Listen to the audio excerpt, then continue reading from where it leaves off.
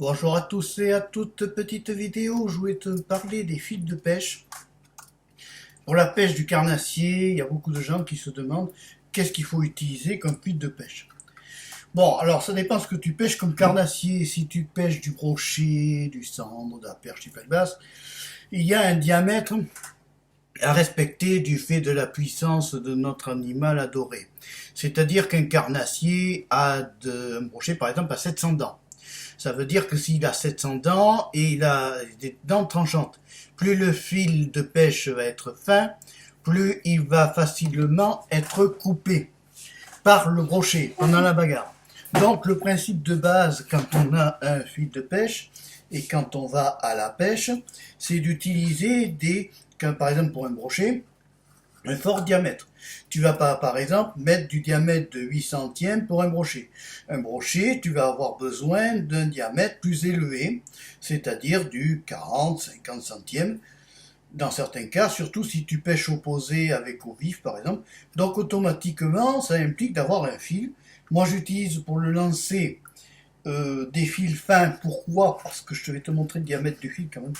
Si ça va passer à la caméra, tu vois la taille du fil de pêche que j'utilise. Pourquoi j'utilise ce diamètre fin? Parce que quand je pêche au lancer, cela me permet d'avoir une extrême sensibilité de mon leurre sur ma canne. C'est important parce que c'est ce qui va m'indiquer la touche. Et le fil est le conducteur entre le poisson, le leurre et nous. Il faut que quand tu utilises ton fil de pêche, tu aies un diamètre pas trop gros, pour que tu puisses quand même ramener ton poisson assez facilement, sans justement, et ni trop petit, parce que si tu prends un fil trop petit, et bien automatiquement tu vas casser.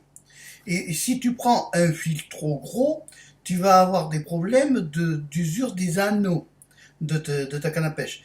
Donc, il faut que tu aies un diamètre intermédiaire avant d'acheter une bobine de fil.